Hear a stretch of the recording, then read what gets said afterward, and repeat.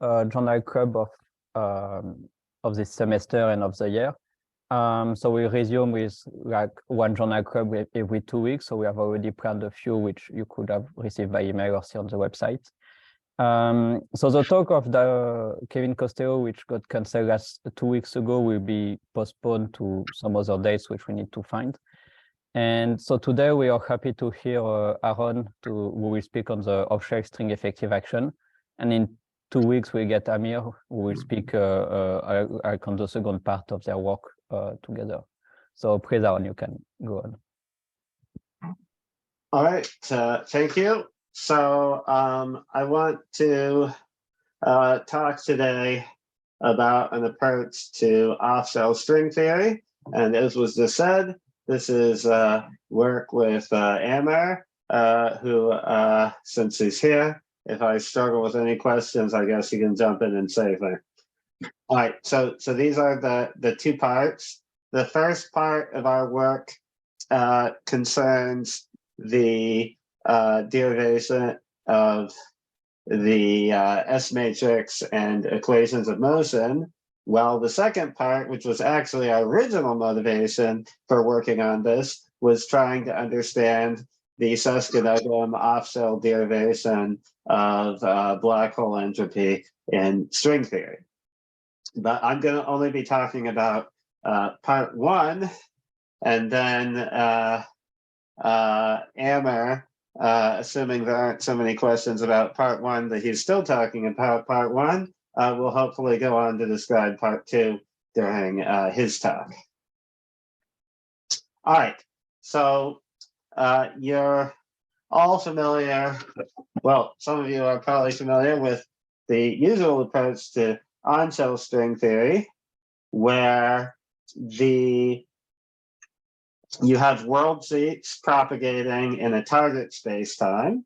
The partition function of the target spacetime is the exponential of the partition function for worldsheets, just because there can be any number of worldsheets. And the worldsheet is a sum over different genera. And because of this equation, it's also the partition function of a single worldsheet should also be something like minus the effective action associated with the target space theory. Now, before we do any gauge fixing, this worldsheet partition function should be a path integral that includes an integral over the x mu fields and the worldsheet metric, quotiented out by the gauge symmetries, which are diffeomorphisms in Weyl, of the matter partition function, which is the exponential of a CFT Lagrangian. Now, so LCFT is just any Lagrangian that results in a conformally invariant theory with central charge equals 0.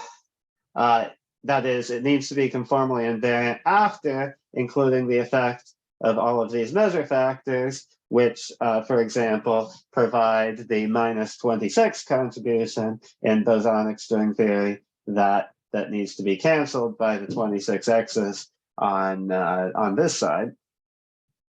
The Lagrangian itself might not be conformal due to this sort of anomaly, but it's just whatever it needs to be to make the whole theory conformal. Also, nothing we're doing really requires the theory to come from a Lagrangian, but it makes it easier for the notation if we suppose that it does. Of course, what we do is we proceed to usually to get in the covariant formalism to gauge fix the diff plus Weyl, and we end up getting the BC ghosts as well, and we fix our metric up to some finite dimensional moduli space. We'll go into the gauge fixing more in a little bit to compare it to what we do off-shell. Now, why would we be interested in going off-shell? There's a variety of reasons, but one reason, the reason that originally motivated Zeitlin to work on this off-cell string theory, you might want to find a way to derive the formula for the classical action from the worldsheet. So, for example, in closed bosonic string theory, the classical action has this form of 1 over the string coupling squared times an integral of this sort of generalized volume factor, square root of g e to the minus 2 phi. And then you have terms involving the dilaton, Einstein-Hilbert term, the Kolb-Raymond field. And then this is just the leading order piece. We could also consider alpha prime corrections. So the usual approach, if you look at something like Polchinski, is what you do is you derive the beta functions on the worldsheet, and you set the beta functions to 0 because you're working on cell, and then you just notice that these conditions for the beta functions equal 0, which is the equations of motion, happens to come from an action that looks like this one, and so you say, okay, well, this is the action. And if you want to fix the coupling constant out front, you have to do that by other consistency arguments. Now, that's actually a very unsatisfying situation, because the usual way we think about field theories is the action is more fundamental than the equations of motion, and you should be able to directly derive the action and then work out the equations of motion from that, and not just say, oh, we found these equations of motion, magically they come from an action, but we don't know why. So you naively, since there's this 1 over g squared out front, this classical action should come from the sphere diagram. But if we're evaluating this sphere diagram for if we're calculating the action on some particular string background, then which corresponds to some CFT, then to evaluate the action of that background, we would just consider the sphere with 0 insertions. But the sphere with 0 insertions vanishes. There's 2 reasons why it vanishes. From the perspective of the worldsheet, it vanishes because there's a non-compact conformal killing group that at least naively gives you an infinity in the denominator, because we don't have any vertex operator insertions. This is consistent with what happens in target space, where you see that this action, because it has and indeed any other action that takes the form of e to the minus 2 phi times stuff that only involves derivatives of psi, such an action will be set to 0 by the dilaton equations of motion up to a possible boundary term, which of course can't be determined from the equations of motion. So if you want to derive the action of string theory and not just say it's 0, then you will necessarily need to know what it is off cell. And of course, you also need to know what it is off cell to derive the Euler-Lagrange equations. So the conventional wisdom among a lot of string theorists is that you can't take string theory off cell, but of course you can, or I wouldn't be giving this talk.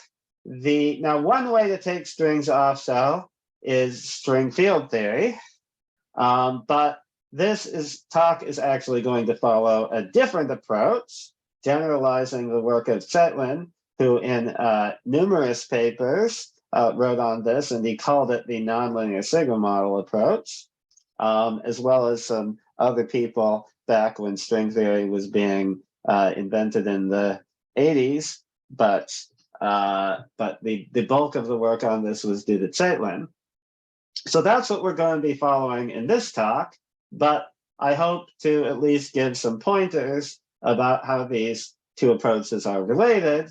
The only thing inhibiting me of that is the fact that I know very little about string field theory, but I'm going to try anyway.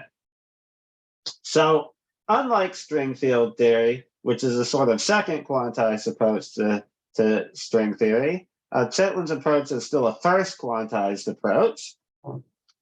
And the basic idea is that since the on-cell condition corresponds to the worldsheet theory being a CFT, where the beta functions vanish, we're just going to take the worldsheet theory to be a quantum field theory that has non-zero beta functions. Now, since the conformal invariance of the worldsheet is usually presented as being an important consistency condition of string theory, it's not immediately obvious that this is even allowed, but I hope to convince you that it's okay in the slides to follow.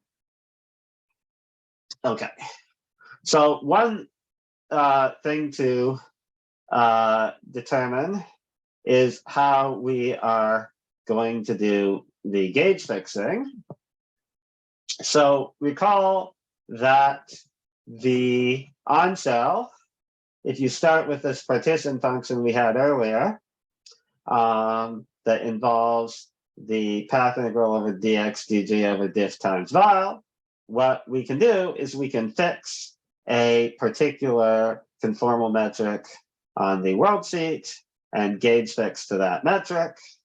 And that gets rid of all the degrees of freedom in this integral other than 3g minus 3, where the positive degrees of freedom are some finite dimensional set of moduli, d tau, and the negative degrees of freedom are the conformal killing group symmetries of the worldsheet. And of course, this introduces Faddeev-Popov factor that will give us the BC ghosts that depends on this metric, just as the matter worldsheet does. And since everything is a CFT, this makes sense. Now, we want to do the same thing off-cell. And to do it off-cell, we're going to need to be a little more arbitrary, which you could be worried about. We're also going to need to choose a vowel factor, omega. So it turns out you can follow the same steps if you fix gamma, gauge fix gamma, and arbitrarily pick omega. You just get these factors of e to the 2 omega. Now, because our matter partition function is a QFT, it cares about this factor. And so we end up with a partition function that explicitly depends on omega, which you should be worried about, but I hope to resolve that worry. You can show that when you do this, the BC ghosts, which really come from fixing the diffeomorphism symmetry, the vowel part really isn't that important. You basically get the same ghost structure as in the on-cell case, but the sort of zero mode aspect of the ghosts we're keeping explicitly still as this quotient by the conformal killing group. And again, you might wonder what this actually means off-cell. All right, so with this replacement of the CFT Lagrangian with a quantum field theory Lagrangian, we have a non-zero beta function, which also means we have a non-zero trace of the stress tensor on the worldsheet, and that's why z is going to depend on this vowel frame. Now, there's two reasons why you might think that this is a terrible idea that is going to make the off-cell theory either inconsistent or ambiguous. The first problem arises at any genus G, and that's simply the idea that, if you actually calculate some physical thing, the results shouldn't depend on this arbitrary choice of omega z. If they depend on this arbitrary choice, then the theory is not rigid. It's very ambiguous. The second problem is a problem that only arises for genus 0. And that's the question of how to make sense of the non-compact SL2C conformal killing group factor in the case where you're not conformal and your field theory on the worldsheet is going to have ultimately what turns out to be non-marginal vertex operators integrated on it. So actually, both of these problems end up being solvable. So we'll start with the first problem, the dependence on the vowel frame omega. So you might first be tempted to say, well, omega is like an extra degree of freedom, so why don't we just simply path integrate over this extra degree of freedom? Now, that is a game people play. It's called non-critical string theory, and it allows you to find string theory in, say, other than 26 dimensions. But it's not correct for the particular application we have in mind for off-cell string theory. And one way to see it's not correct is that we want the off-cell amplitude. When we evaluate it on-cell, we want the theory to limit back to the on-cell theory. And if we just go around adding extra degrees of freedom, that's not going to be the case, because we'll have this extra integral that doesn't disappear in that limit. So the number of degrees of freedom on the worldsheet should definitely not discontinuously change as you go from a quantum field theory to a CFT. There's nothing wrong with non-critical string theory, but it's just not what we want. Really, non-critical string theory is secretly another on-cell background where there's an extra dimension with the linear dilaton. All right, so the right solution turns out to be what I said on the previous slide, where we just pick the vowel frame arbitrarily. What does this mean? More precisely, what you want to do is you want to do the exact same thing for the conformal metric that you would do in standard string theory. So if, for example, we were considering the torus partition function, you'd still integrate the conformal metric only over the moduli corresponding to the fundamental region. Okay, that obviously shouldn't change the range of that integral, or again, things would be discontinuous when you go on cell. But for each of those gamma ABs, the conformal metrics that we're integrating over, there's a number of different possible metrics that are in that conformal class. And so for each of those classes, we pick one representative metric that is a vowel frame, and we evaluate it for that omega. Now, the magic of this is that it actually turns out that the choice of omega doesn't matter. It actually leads to the same physics, because it's possible to show that if you pick one vowel frame and I pick a different vowel frame, our results are actually related to each other just by a target space field redefinition. So because of that, there's actually the theory is still rigid, even off cell, because this ambiguity can be fully absorbed into an ambiguity that already exists. Okay, why is this true? To see why it's true, it might be helpful to start by considering any local space-time action, which does not necessarily need to come from string theory. So if you have just any action, I, that's a functional of some set of fields, phi, then of course, when you vary the action, you get the up to boundary terms, you get the equations of motion multiplying the variations of the various fields that I'm indexing with this I here. So that's how you derive the equations of motion. But now let's suppose we do a first order field redefinition. So a field redefinition just changes the definitions of the field slightly by some function of the other fields.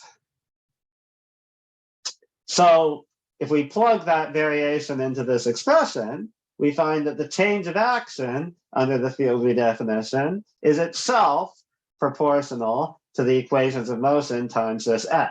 Now, this is true no matter what f is, which means that this arrow actually goes in both directions. Anytime you add a term to the action, a small first order term that is proportional to an equation of motion, you can always backtrack and figure out what field redefinition it was that this was equivalent to. So terms of proportional equation of motion are always just ambiguities in any theory. It's nothing special to do with string theory. What is different in string theory is the existence of this worldsheet theory and the fact that the equations of motion are just linear combinations of the beta functions. And the local beta functions on the worldsheet are nothing other than a measure of the dependence of how much the theory depends on this scale factor omega z. So you could write out that if we do a functional derivative of z with respect to omega, that will be proportional to the amplitude of a 1-point insertion of the stress tensor. Here, this double expectation value, 2 brackets thing, just means it's like the usual expectation value, but without dividing by the no insertions amplitude. So this is usually what you want to do in string theory to relate things to target space. It gives you an integral over target space instead of an average over target space. All right, so this thing can be rewritten in terms of the beta functions of various sources times the operators that are dual to these sources that are RG flowing. So that means if I have 2 different vowel frames that are finite separated by a finite amount in the space of possible vowel frames, I can just pick a path from one to the other. And as I flow along this path from one vowel frame to the other, at every point along this flow, what I'm doing is adding terms that are proportional to beta functions, which are therefore proportional to equations of motion, which are therefore absorbable into field redefinitions. So it follows that 2 people who do calculations with different vowel frames will get physically equivalent results.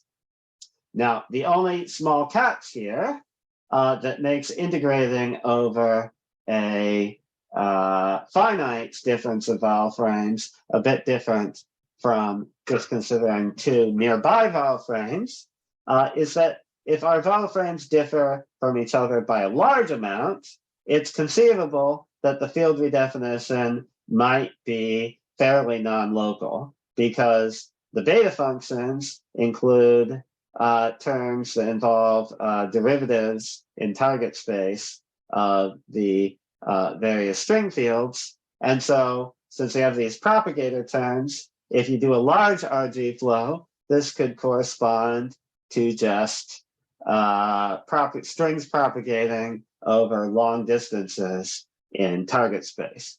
This turns out to be a feature and not a bug, but it's something to be aware of.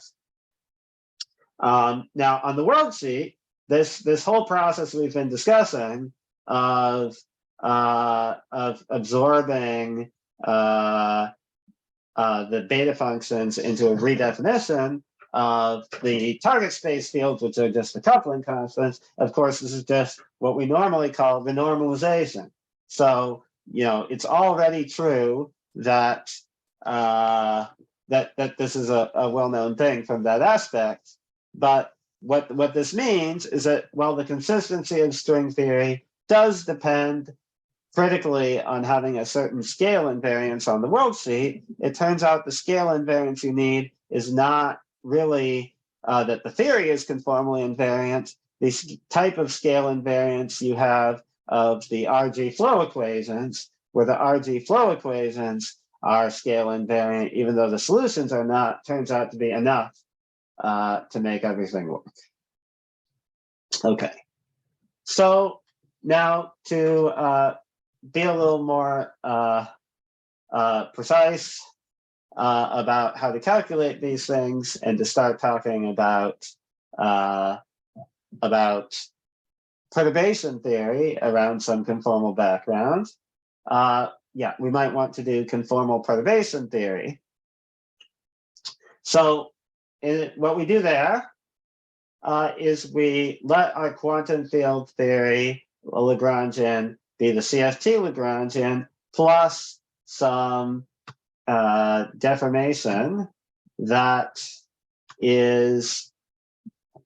takes the form of some coupling constants, that string fields contracted with, we're not going to break Lorentz invariance on the world sheet, so these are going to be scalars O. So the scalars are going to be weight h comma h, and the fact that we're allowing off-cell perturbations is related to the fact, means that we're going to allow cases where h is not equal to 1. Now, even if we did restrict to h equals 1, there would still be the potential for non-trivial data functions at nonlinear order, which is actually related to the fact that the sphere, the tree-level diagrams on a string background are non-trivial, despite the fact that spheres' amplitudes vanish on the CFT. But we can also allow these perturbations to be non-marginal.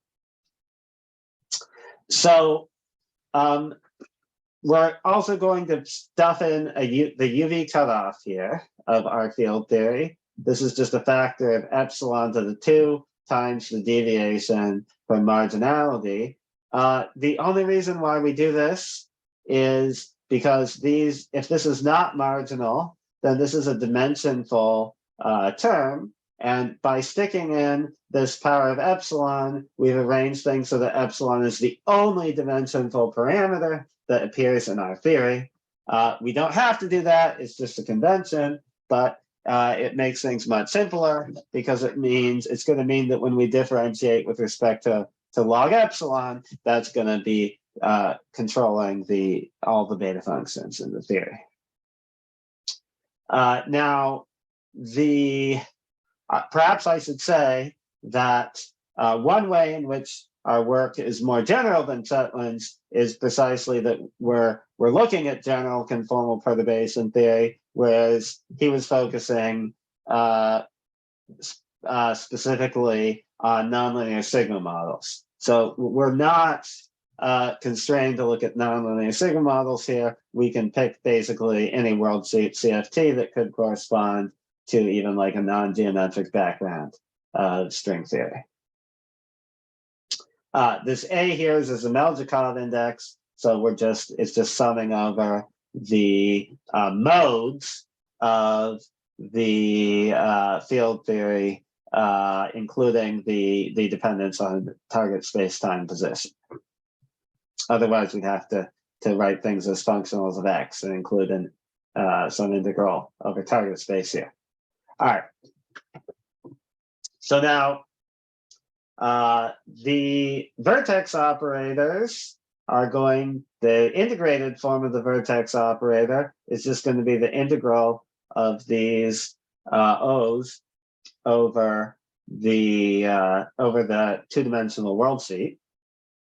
And so if we start with the CFT and we do an nth order in perturbation around the CFT, then we have n of these vertex operator insertions. Now, this is a little familiar in that we also get these insertions in the on-cell string theory S matrix when we have strings propagating n from infinity. Here, these arise from a sort of a different reason, but it's still closely related. And in fact, you can get the S matrix in the case where these are all marginal primates. Okay, so now what we do is we first define the quantum field theory partition function that is before doing the stringy aspects. So that's just on a fixed background. So we fix the moduli tau, and then we define K as at a particular genus as a sum over the number of insertions of the kg comma n, where kg comma n is just a sum over all of the different possible fields that you have vertex operators with the appropriate powers of these coupling constants, multiplying them out. Okay, so what this means physically is that any quantum field theory can be regarded as a CFT with a gas of operator insertions. So it's still conformal everywhere except where you have a vertex with one of these things. Now, at this point, when we're integrating over vertex operators, we do need there to be a UV cutoff to regulate the divergences that arise. As an example, we could use, there's lots of different cutoffs you could use, but the one that is actually clarifies the relation to string field, that's easiest to relate to string field theory is a hard disk regulator. So there we say that for every operator that we insert, every vertex operator, there's a hard disk with proper radius epsilon on it, and we don't allow the disks to intersect each other. So that means that there's a limit to how close these operators can appear, and that removes the UV divergences, or rather parameterizes them by epsilon. May I ask some questions? Yeah, of course. Yes, so is the conformal factor of the metric coming into play here yet? Yes, so the conformal factor of the metric has come into play in two places. It's everywhere that I mentioned the epsilon. So if this, so the first place is if this is not a marginal operator, then the meaning of this term depends on the conformal factor omega. And also, when we impose the UV cutoff, the same thing is the case, and that's because when I say the disks are of radius epsilon, I mean proper distance. So that requires G manu to evaluate, not just gamma manu. Okay, so second question is, this index G on K, is that a genus, or what was that, something That's else? genus, yes. Okay, so this amplitude you're defining is for some fixed genus? Or... That's right. At the end of the day, we'll of course want the sum over that. So what is the interpretation of this thing? This KG? You call it a quantum field amplitude. Is it a target space or no? So K is for a fixed worldsheet geometry. That's this tau. So for a fixed worldsheet geometry, it's the partition function of the quantum field theory on that geometry. Okay. And then we expand that out in N. Okay, thank you. Yeah, the string amplitude that includes this integral over moduli and the conformal killing group factor will come on a later slide. Yes, so maybe you can remind us again where the space-time action will come out of this? Well, it's coming. It hasn't come yet. So should we see how that's coming? It'll come later. Okay. Yeah. Okay, can I also ask a question? Yeah, of course. Yeah, so when three or more vertex operators come together, how do you regulate the UV divergence? Well, so it's this hard disk regulator. So you just integrate over the positions of all three vertex operators, but subject to the constraint that no two of them have a proper distance less than 2 epsilon. I see, and that gives a fully consistent result. I'm just trying to compare that to this with what happens in string field theory. I mean, as you said, it's close to string field theory, but there is a complicated correlation between what happens when 2 vertex operators come together and what happens when 3 or more vertex operators. So that there is an important, this will be an important part of the story. So in fact, if you want to get the S matrix or the action out of it, it's actually the important thing when the operators are all marginal is actually the log divergence as the operators come together. So I will explain that. Okay, thank you. Yeah. Okay. Before I do I want to discuss the role of the UV cutoff, because in on-shell string theory, we don't really need a UV cutoff because the CFT is well defined, but one way to think about the role that this UV cutoff is playing is that it controls the degree of locality of the target space effective action that we're going to get. Because as Lenny Susskind pointed out in a paper some time ago, in a 2D quantum field theory, there are UV divergences of this X mu field. So if you measure X mu and allow there to be fluctuations at arbitrarily short distances to the X mu, then it has infinitely large fluctuations. So the way you should think about it is without any regulator on the string, if you consider a spherical world sheet embedded in target space, you might think it's just some nice sphere, but isn't. It's a sphere with protrusions sticking out of it in some branching structure, and it's actually, these protrusions are arbitrarily long. And so this thing, a single string, if you don't put in a UV cutoff, actually fills all of space time. So a UV cutoff on the string world sheet limits the size of these protrusions. And so a UV cutoff on the world sheet is similar to an IR cutoff on how far the string can fluctuate. So that leads to actually a choice of regimes. So if the log of the UV cutoff is order unity, and it's the log we care about, which means, this is compatible with the UV cutoff still being 1%, 0.1% of the radius of the sphere. So the target space theory is not very non-local.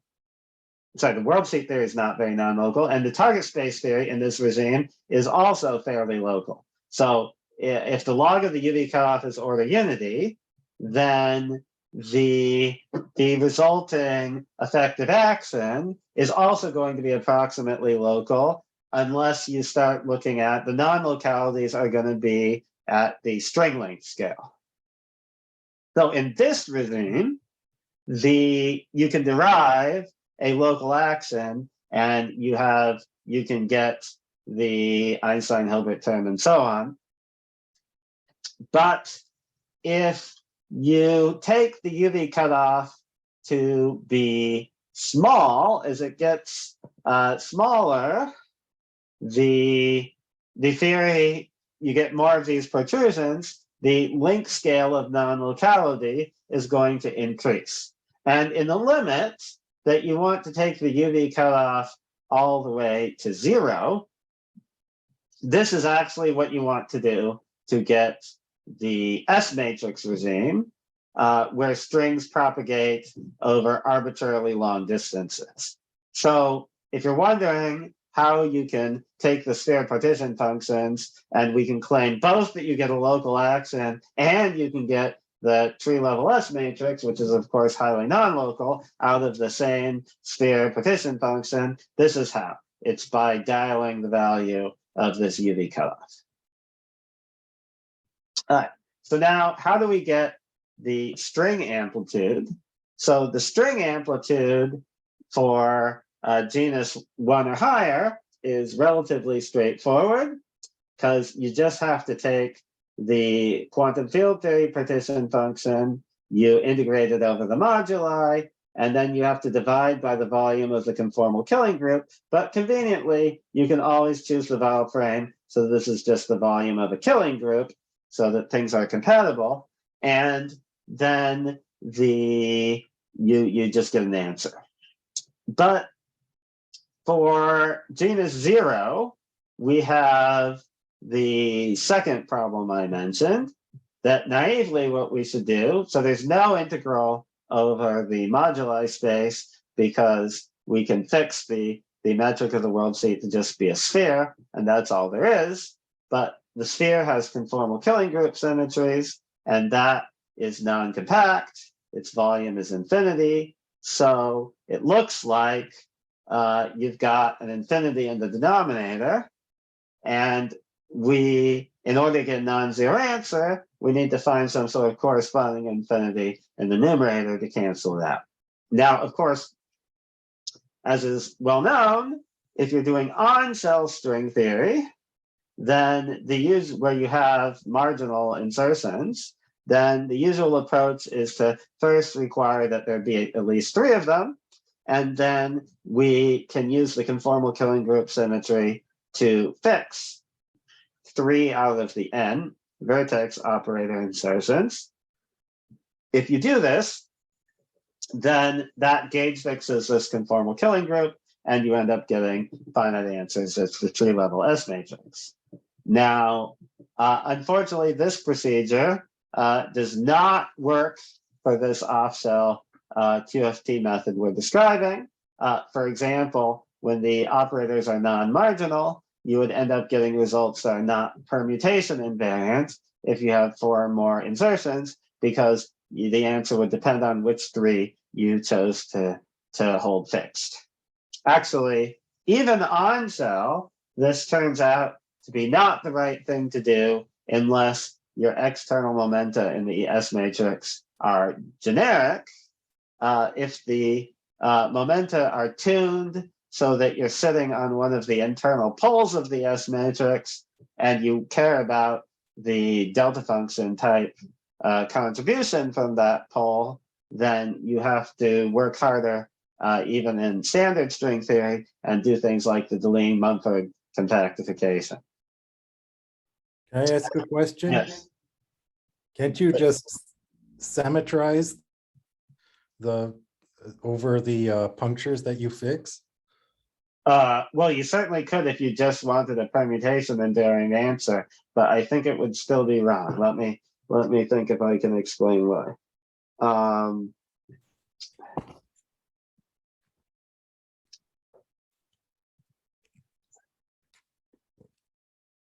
Yeah, so I think you'd also find that if you're inserting non-marginal answers, then it's also going to end up depending on the positions where you fix the 3 to, and it's just going to be bad.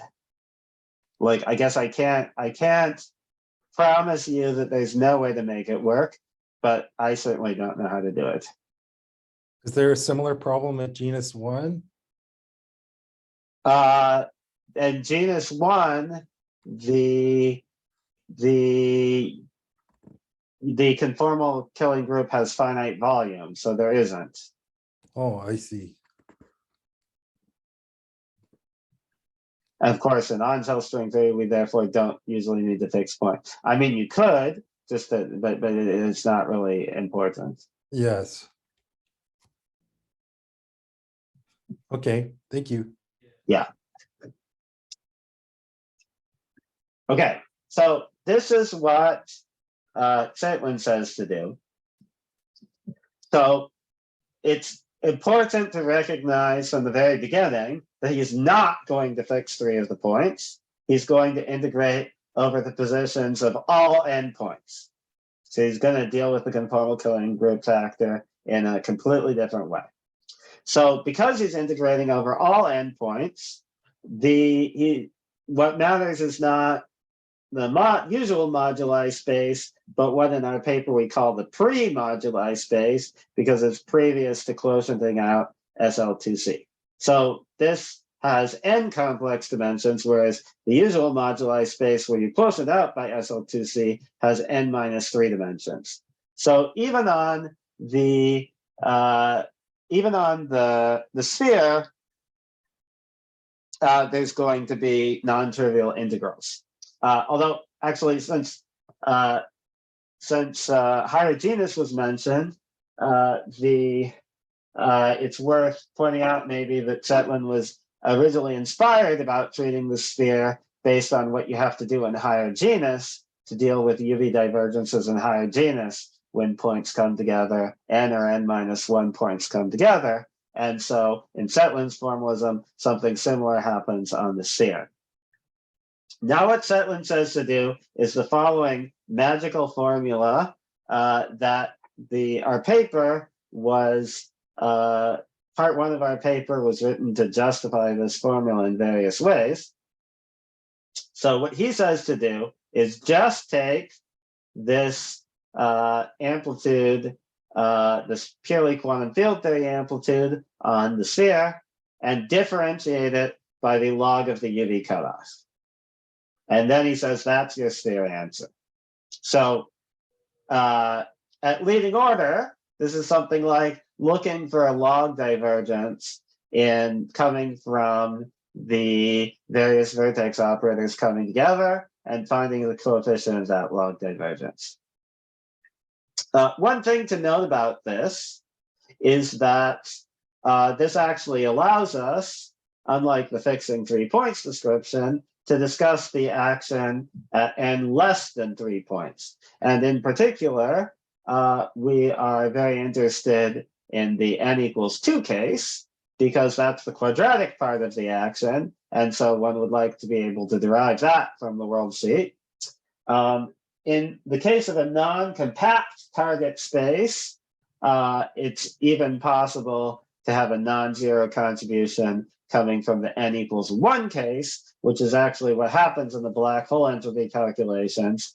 So that's more of a part 2 of this talk kind of story. But it's worth mentioning that one nice thing about this formalism is that even though these extra integrals make it awkward to talk, more difficult to calculate things at higher n, they make it possible to calculate things at low n. So, can I ask a question? Yes. So is this the off-shell amplitude or is it the action? This A0n that you have defined? It's both, because you would need to exponentiate this to get the target space. Because you need to exponentiate this A to take into account multiple worldsheets, it therefore does give you the target space action, so long as you evaluate it in a regime where it is where the cutoff is large enough that this is approximately local. As I said, you can also evaluate it in the S matrix regime, and then you get the tree amplitude. So, okay, where are the poles coming from? I think the concrete question is, does it have the poles or are the poles removed? By the points, well, the points are that the vertex operators are not allowed to coincide. So in that sense, you don't integrate over the places where on top of each other. So in that sense, you can think of the points as being removed. I see. So then these are more like the action. So it's going to give the off-shell action. Is that? Yes. Sorry. Are you asking about whether it includes the external propagators? No, not the external propagators, the internal propagators. I mean, when right. So the internal it depends on the value of this epsilon. So if we were evaluating a 4-point function, there's a possibility of a long internal propagator, but it can only get long if the UV cutoff is small enough. So another question. So is this epsilon, you maybe can think of it as analogous to a stub parameter from string Yes, theory yes. point of view? Maybe I'll skip ahead to this picture. So what we're doing is we're integrating over the positions of the vertex operators on the sphere, each of which has a hard disk cut out from it. But now, because the worldsheet theory is conformal everywhere except these insertions that we delete, you can always recast this as some sort of tube-like thing. And so there's some external tubes and there's some internal tubes. And so you have to work out what it means that you're fixing the sphere metric. And so one thing it means is by having a UV cutoff, you're limiting the maximum length of this internal tube here. So the internal tube cannot get longer than log epsilon plus some order unity parameter that depends on the details. So that's yeah. So this A0n that you're writing, in some sense, it doesn't include integration over the whole quote unquote moduli space. So That's it's correct. rather similar to the conventional string field theory in that sense. Yes, that there's some portion of the moduli space that is missing from the action that has to be supplied by the propagators. If your epsilon is I guess epsilon to 0 is the UV limit, right? But that's right. So in the epsilon to 0 limit, you get that propagator back. Yes. Okay. And then the length of these external legs is actually basically fixed, but the exact value of the length depends in a rather annoyingly holistic way on the entire what's going on with the entire amplitude. For example, the longer this internal leg is, the shorter these other things have to be. So you can imagine as 3 and 4 come together and as 1 and 2 come together, this leg would get longer. The internal leg would get longer and the external legs would have to get shorter. Now, if you happen to be putting in marginal operators, they are completely insensitive to the length of these legs. And so you basically get the exact same answer as what you call the truncated endpoint function in quantum field theory, which is the same as the usual endpoint function, but where you divide out by you remove the external propagators. But what this gives you, and in the language of string field theory, I think it's going to be a sort of it truncates the external legs, but at a particular specific value that depends on what else is going on with these integrals. And so that gives you some annoying extra factors. So for example, if you choose these operators on the worldsheet to be non-marginal, and you tried to calculate the value at which you have poles in the interior, you actually find that the poles appear for typical value, for generic choices of these momenta, to be off shell, the external momenta, you find that the internal pole actually gets shifted away from the spectrum of the theory. So it looks like somehow what's going on is that the internal pole is modified in some weird way to have a different set of states than is actually present in string theory. But that's the wrong interpretation. the correct interpretation is that these extra factors are actually all just factors associated with the dimensions of O1, O2, O3, and O4, and are coming from these links, external links. And what's propagating through this internal tube is the standard set of string theory states. I have a related question. Yeah. So if you take your formula for this A0 and assume the O's, they're all marginal operators.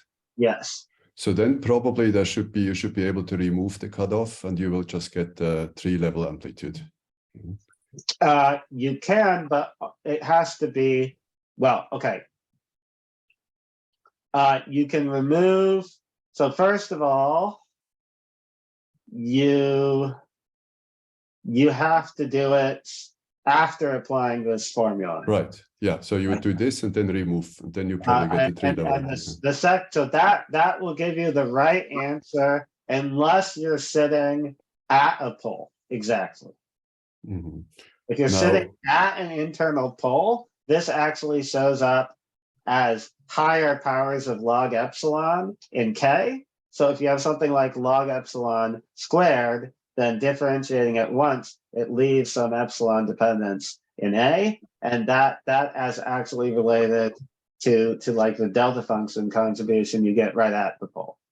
Now, so if you were to use this formula to compute the 3-level amplitude, so I would use your A0n, and for generic epsilon, I would still have to integrate out some internal lines in some perhaps non-local way to finally get them. Is that correct? When epsilon No. If the external momenta are chosen so that you're not sitting at an internal pole, then after applying this formula, A0n just is the tree level scattering, and it's epsilon independent. Okay. So it's just a contact vertices basically for the S matrix. No, because you can still, in what I just said, you can still have a long internal propagator because you could be very close to a pole without sitting exactly on it. Yeah, get it. Yeah, thank you. Now there is a I didn't follow this. So you said that if you take external states to be marginal, and if you take this formula that you have that derivative with respect to log epsilon, then you get the S matrix without taking epsilon goes to 0 limit. Hold on one moment.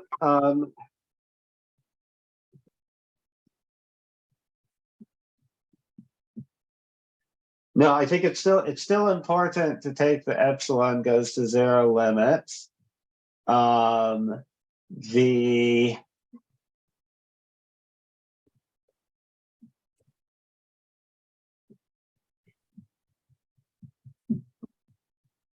Yeah, so I think in the limit that epsilon goes to 0, the effects of higher powers of log epsilon ends up being concentrated just on the poles. But I think if you're taking epsilon actually to be finite, then it wouldn't be just on the poles because you'd be cutting off these internal propagators. I see. Okay. Okay. Thank you. I'm just saying in the limit where epsilon is very, very small and the momenta are generic, you don't end up with extra powers of log epsilon unless you're near a pole. That was the statement I was making. Okay, thank you. And that extra power of log epsilon would basically be because you would be integrating over long lengths of that internal tube, and it would get cut off eventually by the epsilon. Okay, let's see where I was on this slide. One thing we discuss in our paper that I think I will not be emphasizing in this talk unless I get questions about it. There's a slightly more complicated formula that was also introduced by Zetland that is needed to get the right action for the bosonic tachyon. And that actually involves 2 powers of log epsilon. And this is related to the fact that the tachyon corresponds to the identity operator, which is which is not at all close to being marginal. So there's some, this formula in the box works as long as we're close to marginality. And this formula would allow you to also consider relevant, more highly relevant operators. Okay. Now, why should we believe this magical formula?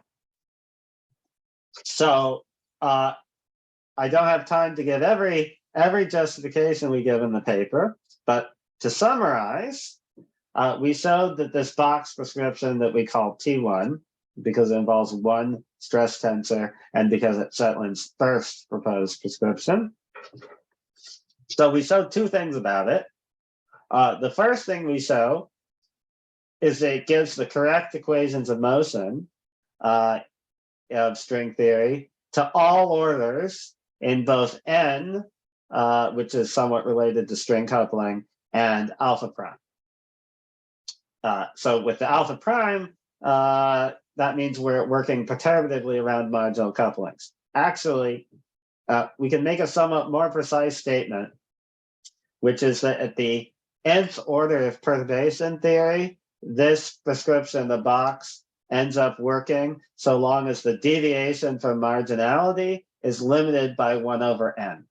And this formula is basically what you need to avoid the operators you introduce on the worldsheet having a non-trivial, introducing a log that if you violate this condition, your operators can introduce a log divergence of either the cosmological constant on the worldsheet in the relevant case, or the R squared term on the worldsheet that's dimension 4 in the that's 2 comma 2 on the irrelevant side.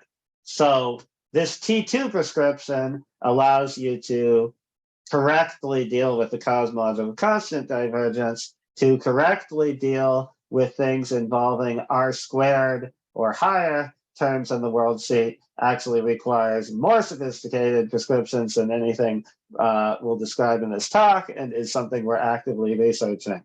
So this is the limitation of the regime of validity, but it's a slightly wider condition than saying we're working perturbatively in alpha prime. Can I ask a question? Yes. So maybe this is related. Can you actually write down the effective, include the massive fields in the effective action? I think that will be problematic for the precise reason I just stated. Right. That they'll violate this condition. So I guess they could be close to on shell, the massive fields in principle, right?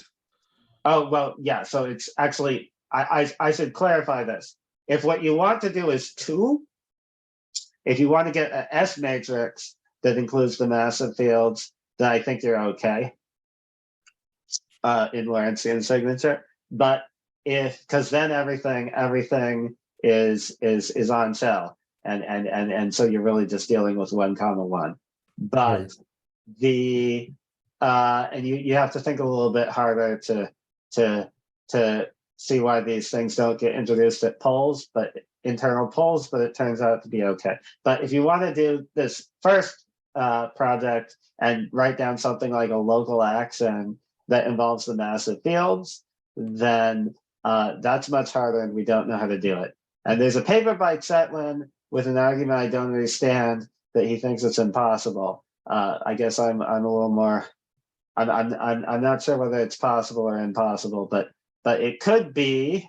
Yeah, at a hand waving level, if the goal is to get something like a local action of string theory, you might worry that that if you could really get the entire tower of massive fields, that this would be problematic, because that would be the action of an ordinary quantum field theory, and so it therefore would include the physics of the dual resonances, where the strings really aren't the same as particles. Really, well, I would kind of expect that once you include the massive fields, the action would have to be non-local, because you have all orders and alpha prime would need to be involved, I guess. Yeah, so that is an issue that just, in order. So that's not necessarily a concern. It's not Locality, if we're necessarily trying to bad. find a full space-time action for string theory, we shouldn't expect that, right? But this approach, I guess, runs into limitations for the massive fields. But it seems that you're okay if somehow the massive field is close enough to satisfying the equations of motion, at least up to certain order in N. That's right. And you're That's also what you're saying? You're also okay if the background is, if your spectrum includes particles with light masses. Yes. So like if you have some like KK fiber or something, or you just have, if you have some way of getting like really light particles in string theory where it's close to marginal, then that's okay as well. Okay, thank you. But yeah, so there's sort of, a sort of different regime where this approach is good or useful maybe than what people know how to do with string field theory. Yeah, so this is primarily useful if you want to do something like writing down an action for the massless fields and maybe the tachyon, and if you want to be able to consider low order effects. So I guess in this approach, the easy things are easy. I guess string field theory has the weird property that the hard things are easy and the easy things are hard. So. Can I just ask one question? So when you say that it gives correct equation of motion, exactly what operation gives the correct equation of motion starting from the A0n? So the statement is that, so if you take A0n and you sum over the n values, then that will give you a classical action. And then the statement is that the usual Euler-Lagrange, when we say the correct equations of motion, we mean that the usual Euler-Lagrange equations for that are equivalent to the beta functions. And this you have to do at finite epsilon, or? There's an aspect of it that works even as epsilon, even in the S matrix within. So there's something you can do where, so in the S matrix regime, things aren't as local, but there's an argument in our paper where we consider the case where n-1 of the marginal insertions go to like the north pole on the sphere.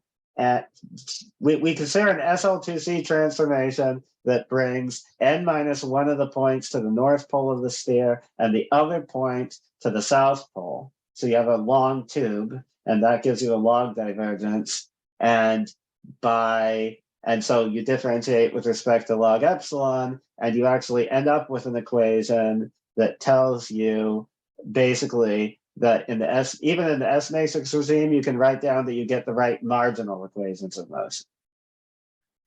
So by a marginal equation of motion, I mean that you're varying your background with respect to a marginal mode on the worldsheet. Okay. And presumably these will be subject to a field redefinition. There should be an ambiguity due to field redefinition, right? Yes. And you see that where in this construction? So which kind of field redefinition are you worried about? I mean, if you take those coefficients, whatever multiplied these y's, I mean, you can make a nonlinear transformation involving those, right? Yes, but the linear transformation doesn't, let's see. Not linear, I'm thinking of non-linear transformation. The thing about the S matrix is that nonlinear transformations don't affect the definition of the external particles in your S matrix. That's right. Yeah, S matrix is okay, but equation of motion could take a Oh, different form. you're going back to the more general case of the equations of motion. Yeah, yes.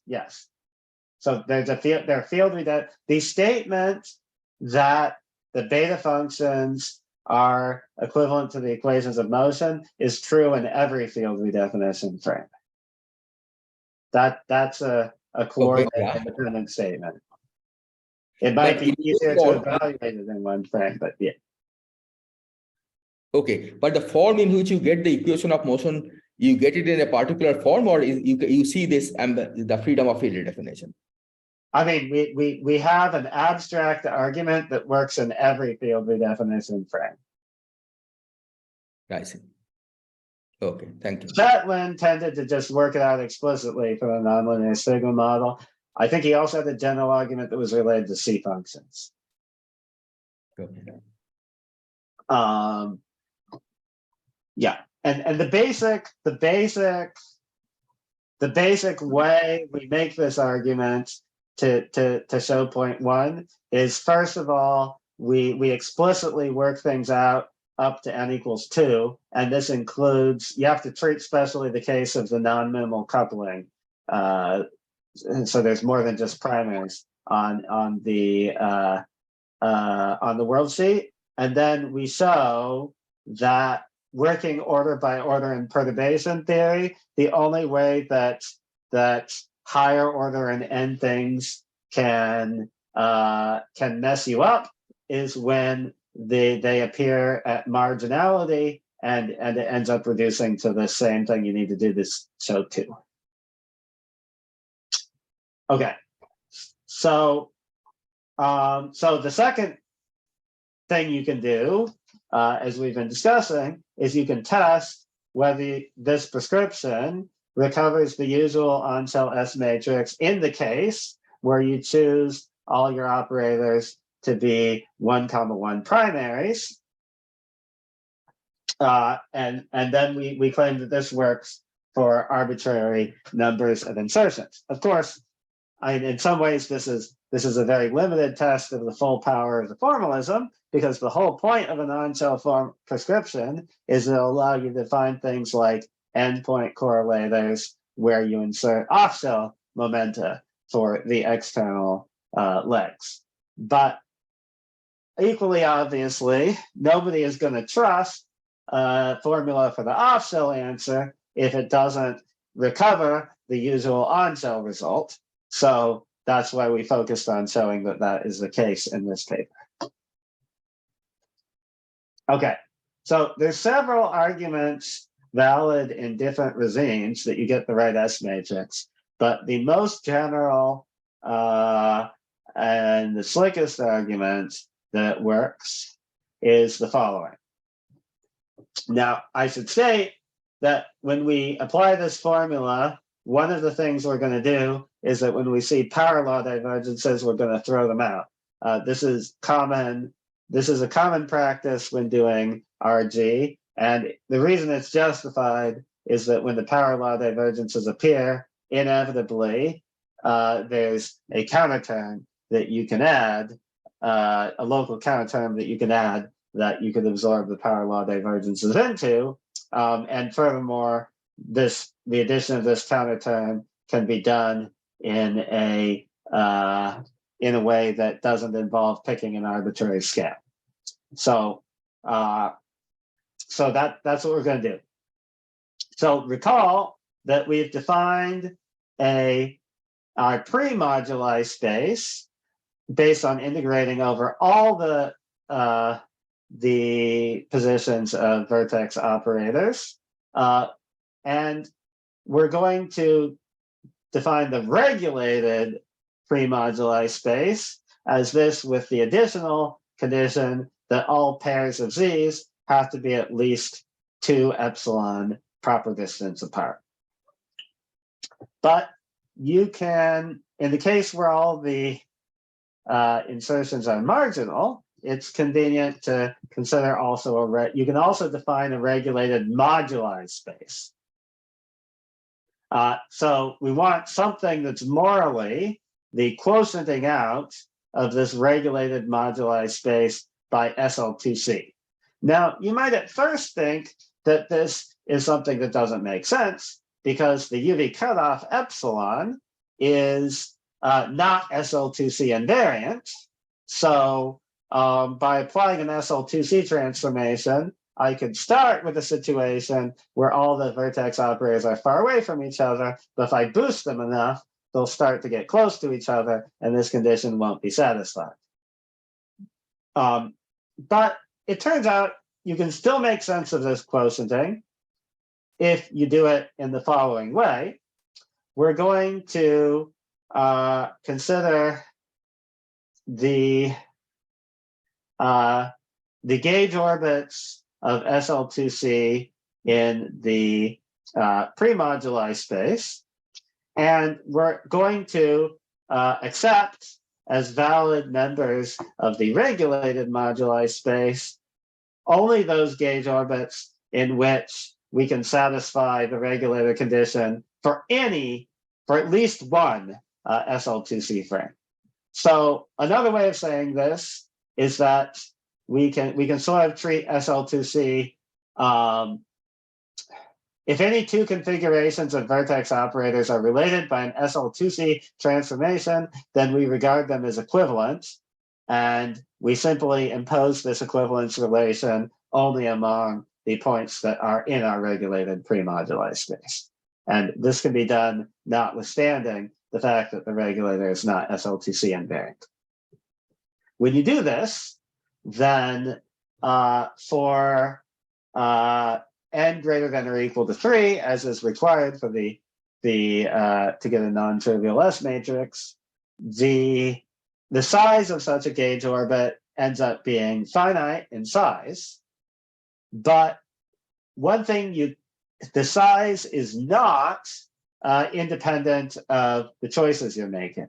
So one thing that you definitely cannot do is just define this expression by calculating once and for all the volume of the regulated volume of the SL2C and simply dividing by that number. And the reason you can't is that the volume of these gauge orbits depends on the value of n. And in addition to depending on the value of n, if n is 4 or greater, it also depends on the conformal parameter cross ratios, the conformal cross ratios of the insertions. So you cannot simply regard the volume of the gauge orbits as a fixed constant. But you can, if you do calculate the volume of such a gauge orbit, you can do so. So first of all, the SL2C breaks up into SU2 rotations and the boosts, which form a three-dimensional hyperbolic space. The rotations of the sphere are really not important because they preserve this UV cutoff. So that just gives us an overall factor of the volume of SU2 that will just show up as a numerical coefficient in this formula that's calculable. It's the volume of this three-dimensional hyperbolic space that gets cut off.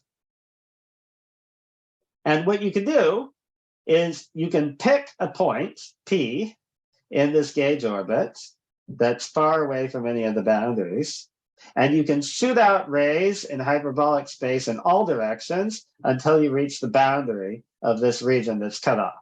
The boundary is just the place where you've done enough of a big boost that any two of the vertex operators become 2 epsilon apart. So this isn't a rotationally symmetric boundary, it's irregular. But you can calculate it, the volume associated with each ray. We're going to do an integral over solid angles, which I would have written as d omega, except I already used omega for the gauge orbit. And we're going to do the integral of d lambda sinh squared of lambda, where lambda is the proper distance in the H3. And it gets cut off by something that involves the log of epsilon to the -1 up to some subleading stuff, and with a coefficient that that depends on the details of the process. So the answer to this integral, you get a power law divergence that is associated with all endpoints coming together uniformly. So this is like a cosmological constant divergence. You get a log epsilon divergence, and this is related to the normalization of the Einstein-Hilbert term. You can get a constant, and then you can get epsilon squared and higher stuff. Now, the point is, both the constant and the thing in front of the cosmological constant divergence depend on parameters that depend on the choice of ray. It depends on how we pick this point. It depends on the particular amplitude we're evaluating. It's just hideously ugly. But the log divergence, as log divergences usually are, has a universal coefficient. And so if we throw away power law, the leading order power, and we differentiate by log epsilon, we get something that basically gives us clicks once for every gauge orbit. And so that argument shows that this difference in the S matrix, differentiating by log epsilon, is equivalent to quotienting out by SL2C. Are there any questions about that? So Aaron, just in case, it would be good if you could finish within 10 minutes so that we Yes, still sir. have some time for questions. Yeah. And thanks. So yeah, I already showed this slide. So we also worked out in our paper an explicit example of 4-string scattering, and that we calculated by going to the plane and by doing the conformal transformation. But so that's similar to normal string theory calculations, but what ends up being different this way is that you care about the conformal factor of the metric, even when all the O's are marginal because of this hard disk regulator. As I think I mentioned, the tree-level S matrix comes from the log divergence of the Einstein-Hilbert term on the worldsheet, which ends up being related to the beta function of what Setlin calls the dilaton tadpole, which is really this quantity here that involves this integral over the metric and the dilaton. Now, this is, so if I had time, I had been planning to say a little bit about how we calculate this by means of fusion trees, where we have OPE coefficients between the different points, and you can work it out in terms of the propagators.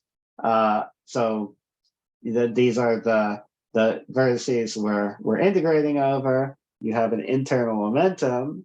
So you have like OPEs of operators coming together in the various orders. This gives you like a hierarchical tree on the plane.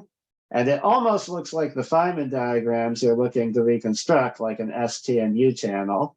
But there's this extra structure here that is like this tadpole that is associated with the freedom to rescale where all 4 points come on the plane. And then the fact that this bisects this external leg means you have this sort of fake extra modulus that can vary. And all of this fake stuff that you don't expect to be there is precisely what's removed by doing this del by del log epsilon. So in our paper, we explicitly calculate that for the marginal insertions, you get the right answer for this ST and U channel. Purely out of calculational convenience, we were assuming we were working in the trivalent limits, where there's a long distance propagator. So we did not calculate this 4-valent vertex. The reason we didn't do it was not that you can't calculate in this formalism, it's just that it's uglier. So so we didn't manage to do it, but it's perfectly well defined. So the details of that are in the paper. I also wanted to mention there's a way of getting the I epsilon description, where basically by doing a particular integral that takes the log of the epsilon cutoff into a contour that goes to imaginary infinity instead of real infinity, you can basically in this formalism recover Witten's proposal for the I epsilon in the S matrix. So all of this epsilon dependence that's sitting right on the poles, if you follow the instructions in our paper, you can actually rearrange it into the I epsilon of the Lorentzian description. Now, I think that's all I wanted to say. So we can go to Q&A now.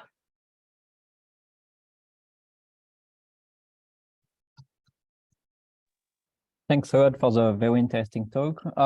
So like always, we'll get some question with recordings, and after I will stop recording, and then we can have a more simple chat for people who want.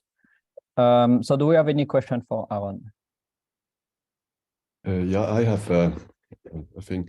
So there is, by the way, very nice talk. Thank you. So there is this, for a generic field theory, there's this decomposition theorem, which tells you that there is a field redefinition, non-local field redefinition, which decomposes the theory into an on-shell part and an off-shell part. And for the on-shell part, you just get the S matrix. So the action for the on-shell part would just be the S matrix elements. And then there's an off-shell part, which is orthogonal to it. Now, this argument is a bit, I mean, this theorem is a bit formal, but I think about maybe 4 or 5 years ago, we've done this with this, for the open string, where you take this boundary string field theory, which is more or less the same thing as you did, but for the open string, you know, you only did perturb the boundary of the worldsheet. And there, indeed, that's what happens, is that you can set in your language, you could set epsilon equal to 0, or remove the cutoff. And indeed, you have that you reduce your A0n, they just become the S matrix elements. So you have the minimal model, which is just the S matrix element. And then you have a decoupled part, which is the off-shell fields for which you would get the equations of motion. So I wonder, maybe for you, a similar thing would happen for the closed string, that if you could remove this cutoff, that it would decompose into an S matrix part and then an off-shell part. And for the off-shell part, you get equations of motions. Do you think that's more or less a realistic scenario? I mean, at least emotionally, it sounds right. It sort of sounds a little similar to what we see, but I can't, since I'm not familiar with this theorem, I can't precisely, I'm not precisely sure what you mean by decompose, and we'd have to. Decomposing just means, I think, is that there is a field redefinition. There's a choice of a field redefinition where you decouple the on-shell fields from the off-shell fields. And then the on-shell fields, you get an action for the on-shell fields, which is just the S matrix. There's nothing left. There's only contact vertices. There's no propagators. Basically, boundary string field theory is that. It's for on-shell perturbation, marginal perturbation, as you call them. Boundary string field theory is essentially an action which has only vertices, but no propagator. And these vertices are the S matrix elements. Yeah, yeah. I believe that. I think we probably did something in our paper that's isomorphic to that somehow. Okay. Yeah. Because in the part of the paper where we argued that the n greater than or equal to 3 part of the equations of motion comes purely from the stuff that you can see in the S matrix. It's probably equivalent to that. All right.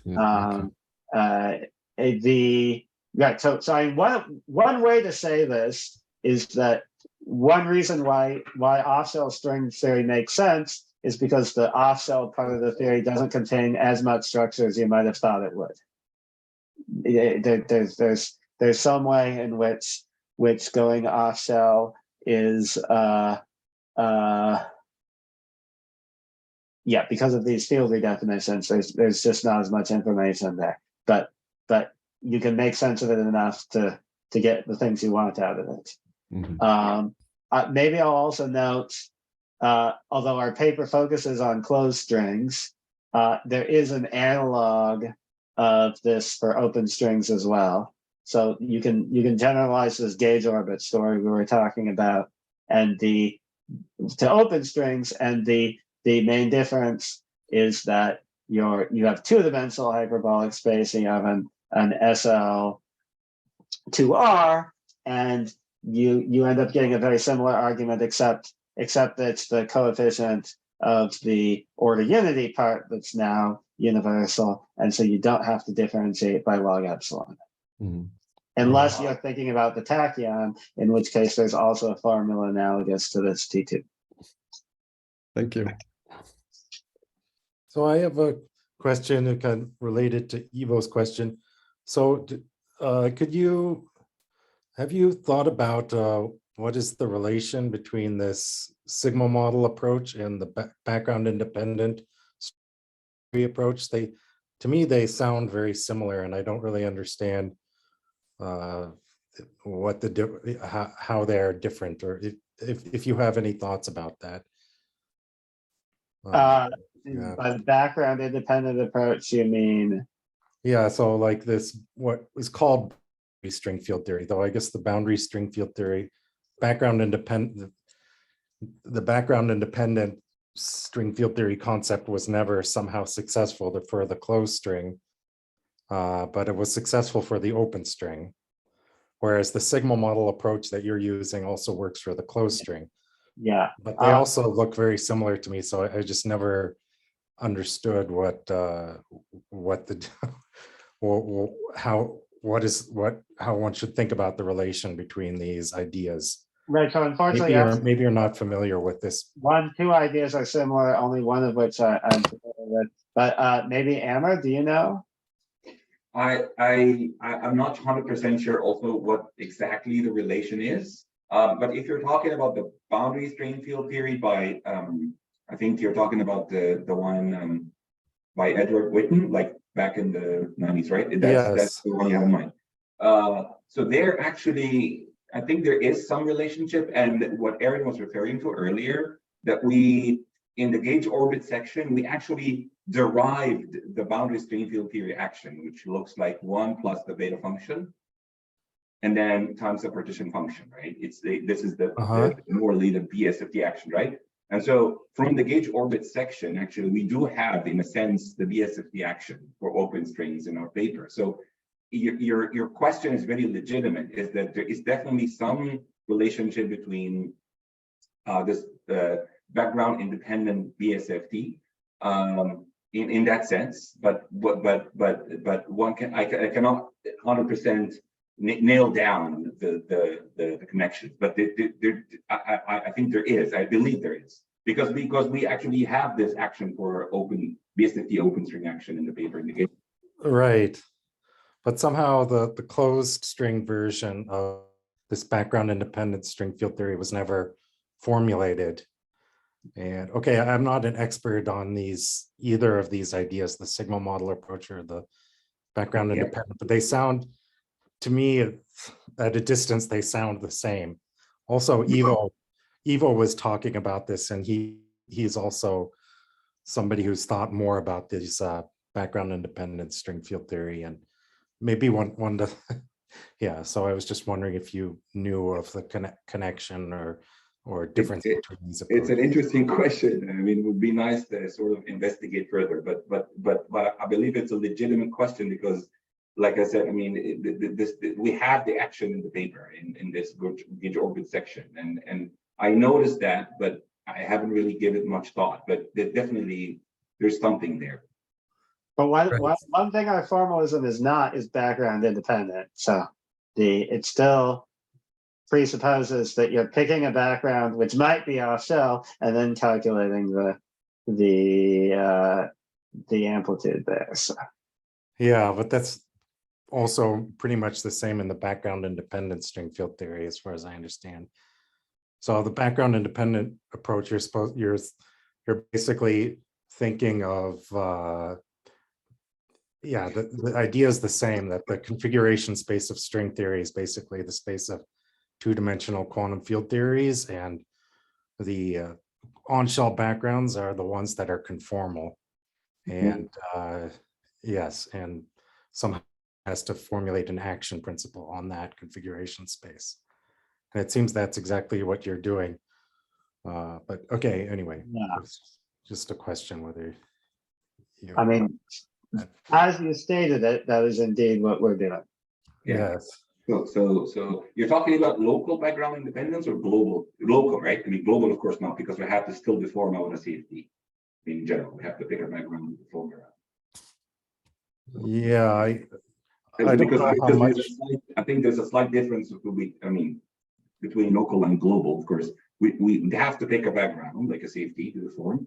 But I think what you're referring to is more like a local background independence of string field theory, which is probably related to this. Yeah, this is a terminology that Witten chose, and I think it's really kind of a theoretical background independence in the sense that the notion of the space of two-dimensional quantum field theories as a notion doesn't refer to any specific two-dimensional quantum field theory. So in that sense, the idea of the theory is background independent. You don't have to, but if you actually want to do any calculation, as far as I understand, you have to start with some conformal field theory and do some perturbation theories. You perturb around, add some boundary perturbations and look at the action that you get for the coupling constants of those boundary perturbations. But the other thing that confuses me is why that doesn't work for the closed string, whereas the sigma model approach does work. So anyway, so I just was confused about this.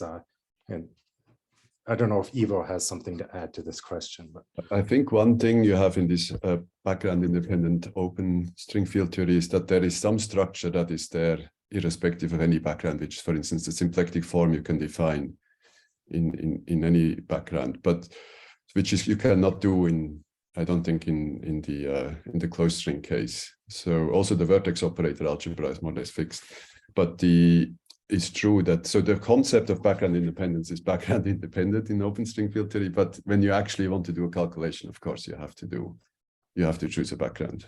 That's true. thank you.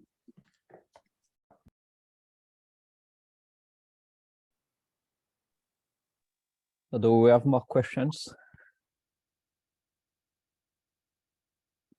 Okay, if not for the moment, so I think we will stop the recording. And